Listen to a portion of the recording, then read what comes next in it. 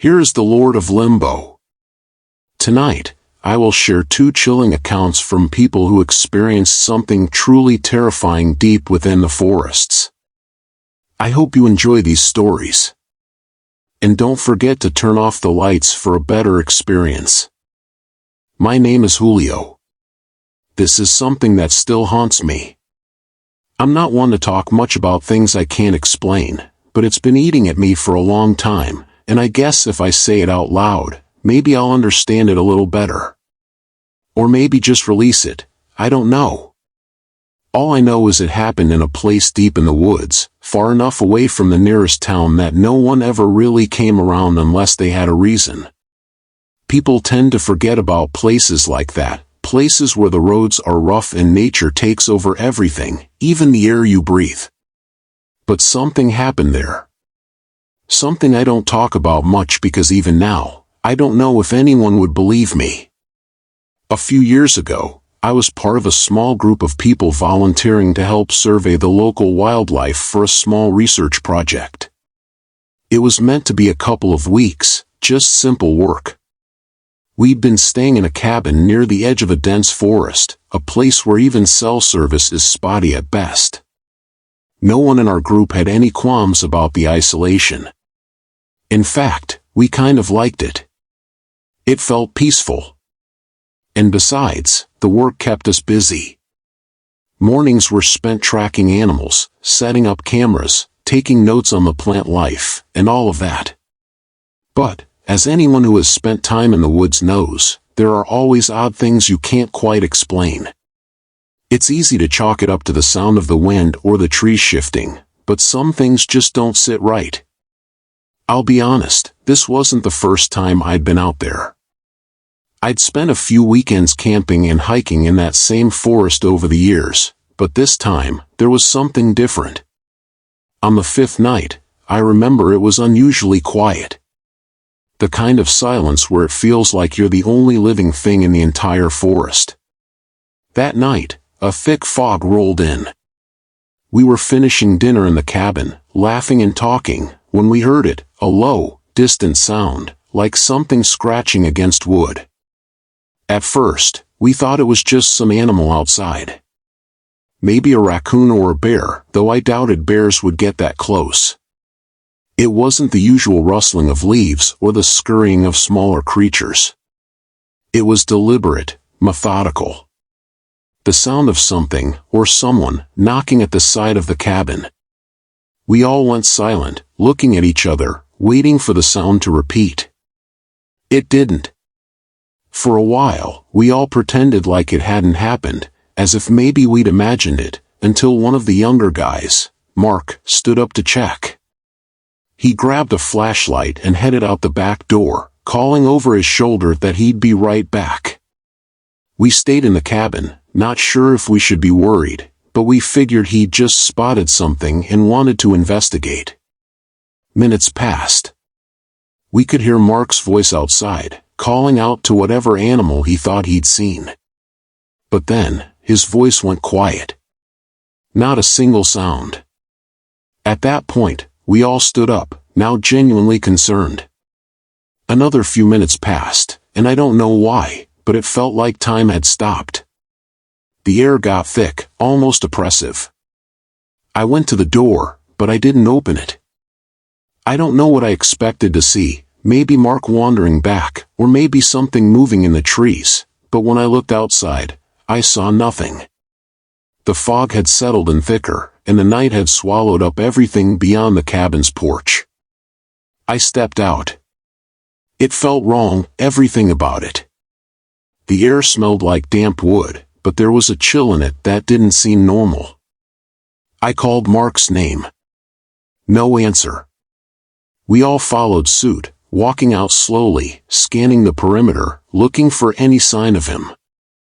The whole forest around us felt strange, like we were being watched, even though the fog seemed to block everything out. And then we heard it. A voice. It was faint, barely a whisper carried by the wind, but it was enough to make us all freeze. It didn't sound like Mark. It didn't sound like anything I'd ever heard before. The voice came from deep in the trees, too far from Mark to be that far off. But I swear I heard my name being called. Julio. At this point, none of us knew what to do. Some of the group wanted to call out to the voice, thinking it might be Mark or someone else who'd gotten lost. But I felt something in my gut telling me not to. I don't know why I didn't want to speak, but there was this heavy sense that if we did, something would respond. Something we didn't want to meet. It wasn't until another few minutes had passed that Mark appeared from behind the trees. He was drenched, his clothes soaked as if he'd been walking through the mist for hours. He was breathing heavily, and his eyes were wide, wild even. "Where the hell have you been?"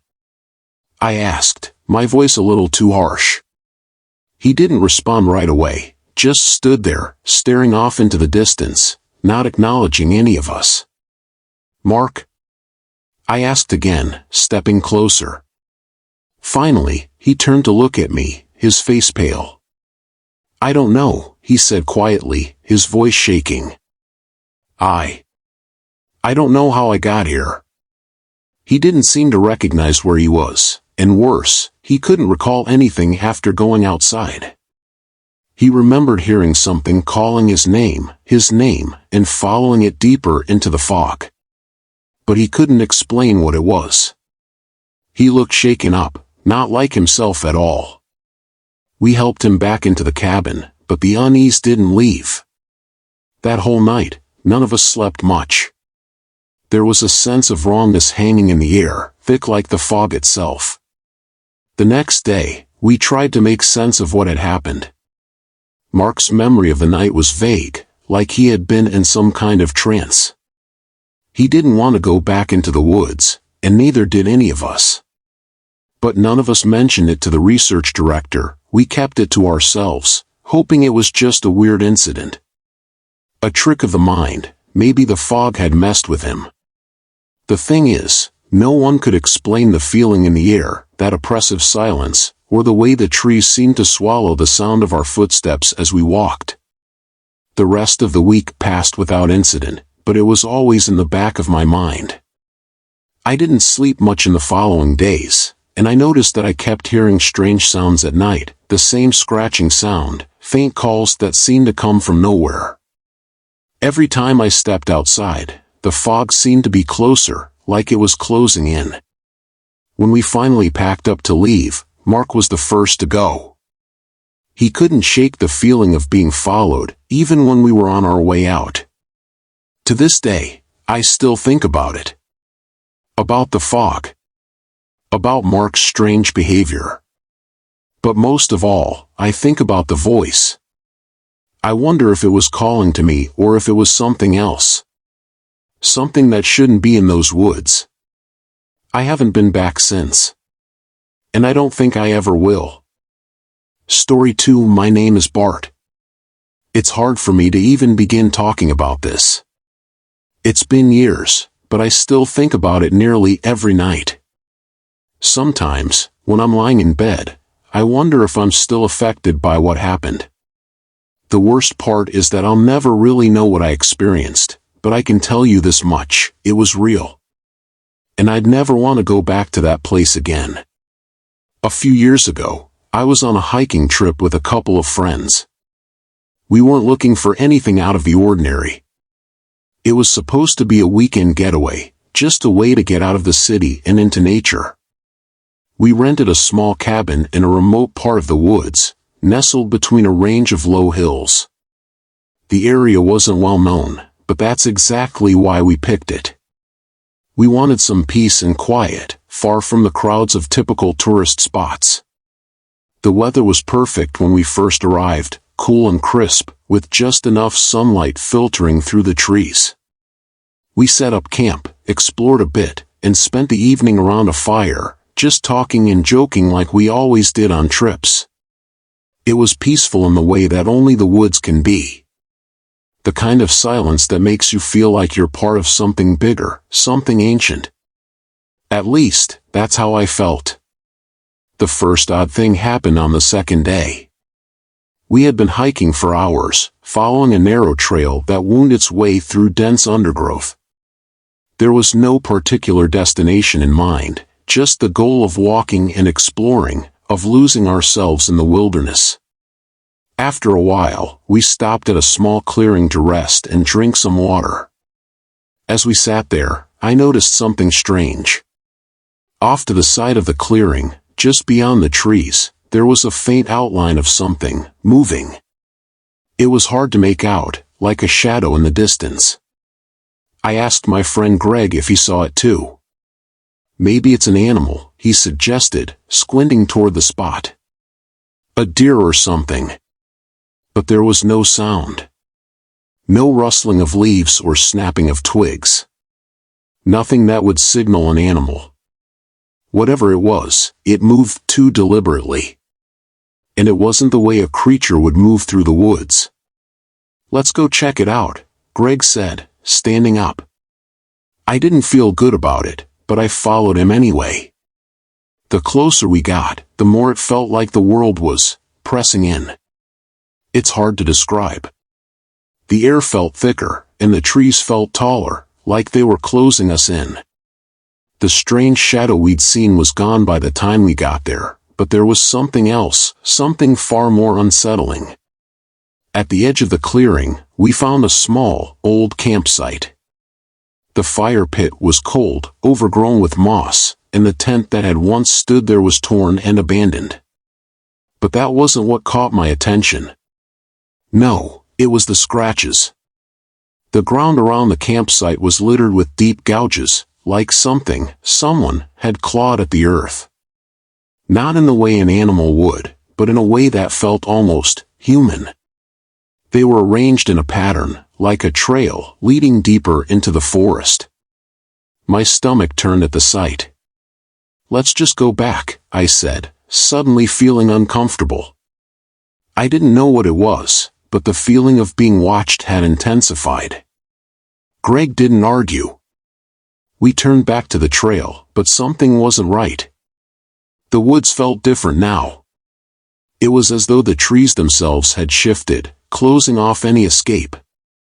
The sounds of the forest had faded, replaced by a kind of oppressive quiet.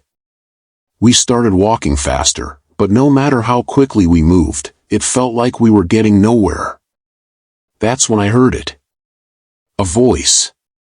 It was distant, but clear. It sounded like a man's voice, muffled by the wind, but it was unmistakable. "Help me." The words were faint, like they were coming from the depths of the forest. My heart skipped a beat. I stopped. Greg didn't hear it at first, but when I told him what I'd heard, his face turned pale. "Let's go. Now," he said, grabbing my arm and pulling me back in the direction of the cabin. But the voice, it kept calling out, repeating the same thing, growing fainter and fainter the further we went. We picked up our pace, and I kept glancing over my shoulder, feeling like someone was following us. By the time we reached the cabin, I was shaken. Greg didn't say anything, but I could tell that he was on edge too. We locked the door behind us, sat by the fire, and tried to act like nothing had happened. But there was a heaviness in the air, a feeling that we weren't alone, that something was watching us from the trees. The rest of the evening passed in tense silence. I kept hearing strange sounds, scratching against the wood of the cabin, faint taps on the window, though whenever I looked, nothing was there. Later that night, as we tried to sleep, I heard the voice again. This time, it was much closer. I sat up in bed, listening intently. The voice wasn't coming from the forest anymore, it was coming from inside the cabin. I could feel the hairs on the back of my neck standing up, and my heart was pounding in my chest. The voice wasn't asking for help anymore. Now, it was just repeating one word, over and over again, "Bart. Bart." I couldn't bring myself to get out of bed. I wanted to scream, but no sound came out. I just lay there, paralyzed, listening to it calling my name. At some point, I must have drifted off, Because the next thing I knew, the sun was rising, and the voice had stopped. We didn't talk much that morning. None of us did. It felt like the forest had taken something from us, something we couldn't get back. We packed our things quickly, avoiding eye contact, and left the cabin as soon as possible. To this day, I can't explain what happened. We never saw anyone out there. There were no other campers or hikers. No sign of another soul. The woods were empty, save for whatever thing we had encountered. I haven't been back to those woods, and I don't plan to. Maybe it was just the isolation playing tricks on our minds, or maybe it was something else. Something we were never meant to understand. But I know one thing for sure, those woods weren't empty. And whatever it was that we heard, whatever it was that called my name, it wasn't human. And that concludes tonight's Tales from the Unknown. I hope you found them as unsettling as they were mysterious. Remember, the woods can hide more than just trees. Sometimes, they conceal things that can never be fully explained. Until next time, stay safe, stay curious, and always be wary of what lies in the shadows.